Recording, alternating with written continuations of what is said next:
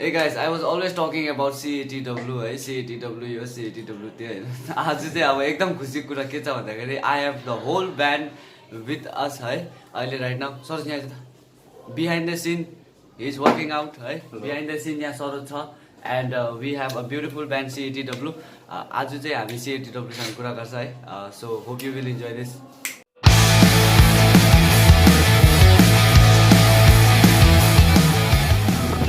Guys, we are going to the venue, the Kingdom. Yo, CATW is going to rock the stage with a tuk-tuk. We are in the tuk-tuk right now. बस सिलगढीको road पनि देखाइदियो अब गेस्टहरूलाई Okay. चलो आज चाहिँ मजा गर्नुपर्छ है एकदम ह्याप्पी मजा I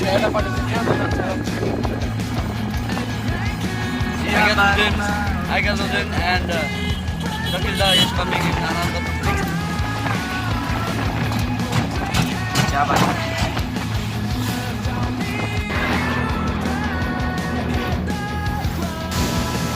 Total of 5 bands are coming. 6 bands are coming. Sorry. The 6 bands, 6 band एकदम दामी छ and this is the ID card artistहरूको it's very good है memory पनि दामी हुन्छ and this is the thing going on and अगर तपाईँहरूले dance if you are planning something big let us know we'll make it bigger yes Dingo गर्दै के आइगा दलाल खेल्दै थियो Check us in and back up things will go again Hey guys, Mr. Pincho is ready with his tripod and he's going to shoot live sound check of Crystal and the Witches.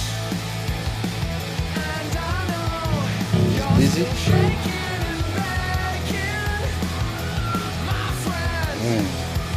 Saka like a boom boom. Hey, Crystal and the Witches.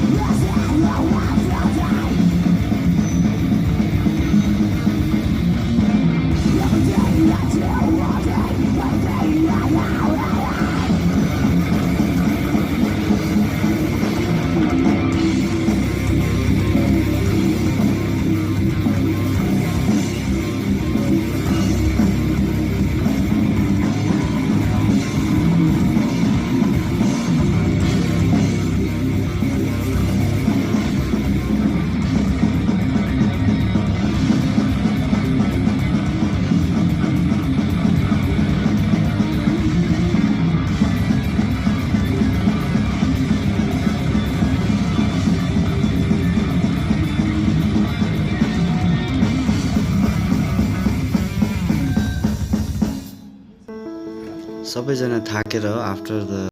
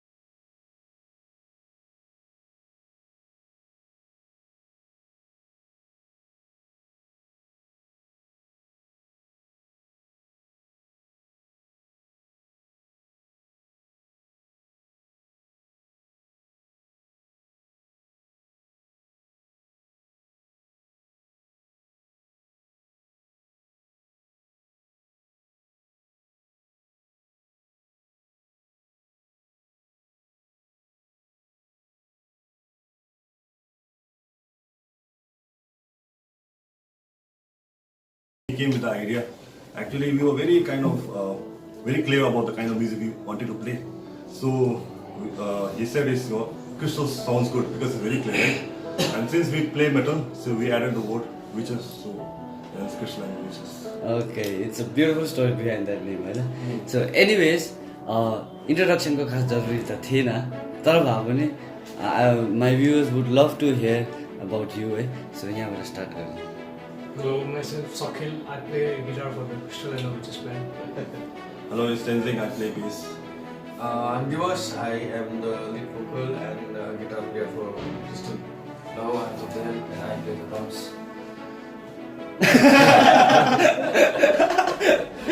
Okay, so तपाईँहरू मतलब we had this programme last one है एकदम you people did actually the CATW nailed it हामी चाहिँ पुरा head bang गरेर guitar पनि दुख्दैछ अलिअलि एज अ ब्यान्ड चाहिँ तपाईँहरूको भ्यू पोइन्ट के छ भनेर त्यो म्युजिक फेस्टिभल भन्नु भएकोले गर्दाखेरि अब त्यो सुरु हुनुपर्ने हो कि होइन त्यस्तो डेफिनेटली मङ्गन जुन चाहिँ पहिला अस्ति मैले भनेको थिएँ 2002-2003मा जुन फेस्टिभल थाल्यो सिक्किममा it's like one of the iconic festival भनौँ त्यस्तो फेस्टिभल भएको थियो नि कम्पिटिसन भन्ने lot of good band from all over North East पहिला क्यालकाटा दिल्लीबाट आएको थियो त हामीले पनि एउटा के भयो भने दो हामी अलरेडी क्यालकाटा बेस भएको थियो र हामीले त्यो सिन बहिराको सिन चाहिँ बुझिसकेको थियो र कति सिक्किमको ब्यान्डहरूले बहिरा कस्तो हुन्छ म्युजिक कस्तो हुन्छ र यहाँ चाहिँ कन्फाइन्ड एउटा सिक्किमको एउटा सर्टन 3-4 ब्यान्डको मात्रै देखेको थियो त त्यसले गर्दाखेरि म्युजिकली यहाँको ब्यान्ड्सहरू एक्सपोजर त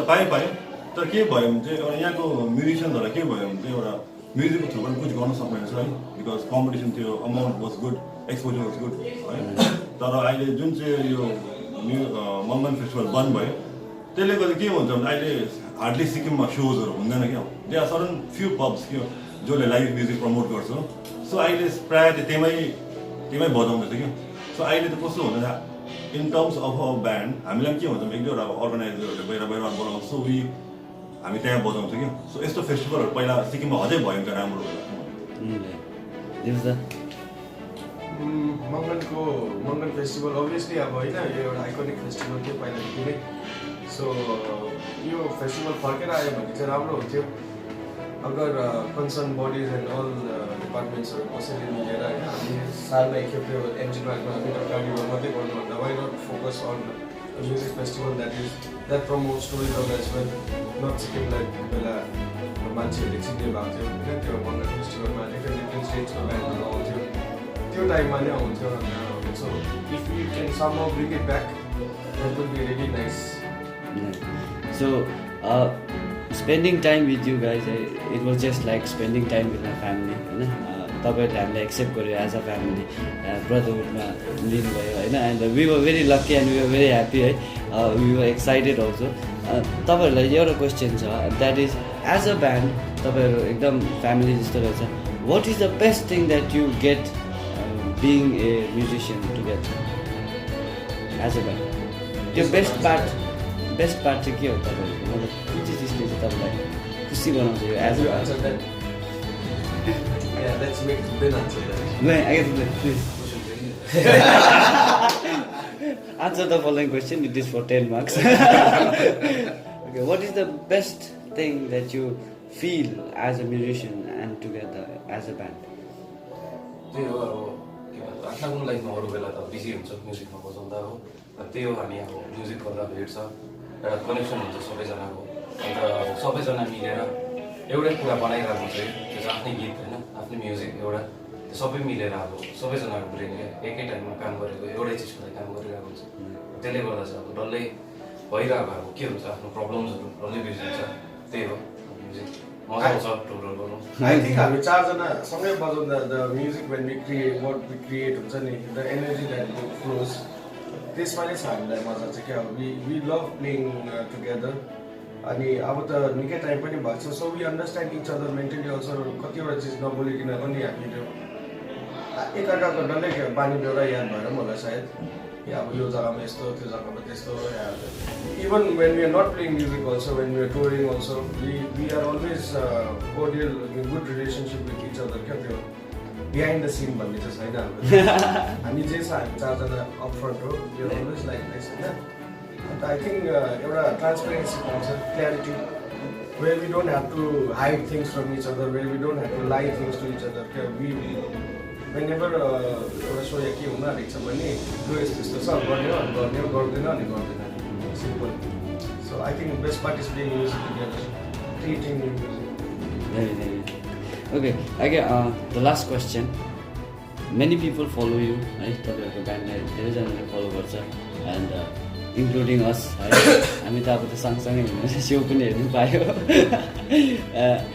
तपाईँहरूले आउने फ्युचर जेनेरेसनलाई के आइडियाज के सजेसन होइन के एडभाइसहरू दिनुहुन्छ भने प्लिज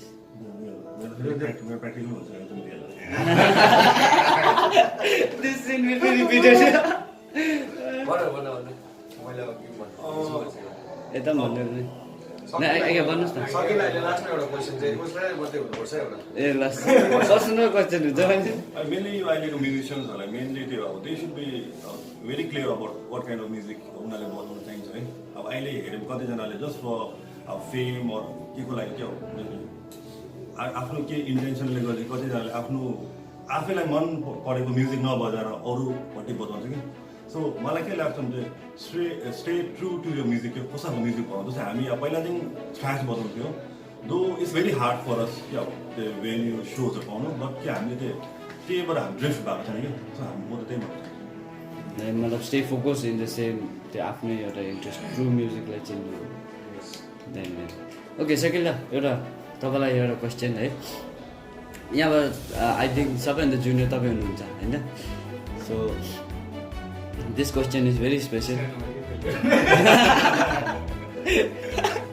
ओके होइन ब्यान्डमा सबैभन्दा जुनियर हुँदा सबैभन्दा हार्डेस्ट प्रब्लम चाहिँ के हुन्छ what is the hardest thing that you need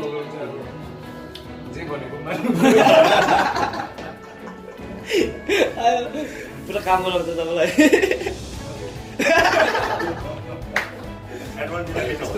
advantage के छ मैले भनेको सबैले प्यारो गर्छ सबैले प्यारो सबैभन्दा बेसी माया तपाईँले पाउँछ Okay, anyways, it was a blast of music. It was a very beautiful time to be with you people. हामी एकदम खुसी छ तपाईँहरूसँग भेटेर आउने दिनमा पनि we hope that we'll always see each other होइन and you keep on inspiring people. We keep on like following you है अन्त हामी पनि we will also try our best to inspire people or be inspired है so thank you so much for your time. Thank you Crystal and the Thank you. Okay, bye-bye. Alright. So thank you so much, सबैजनालाई. Thank you. Alright, yes, Crystal and the Witches signing off. Bye-bye. Woo! Stay true, stay metal. Metal.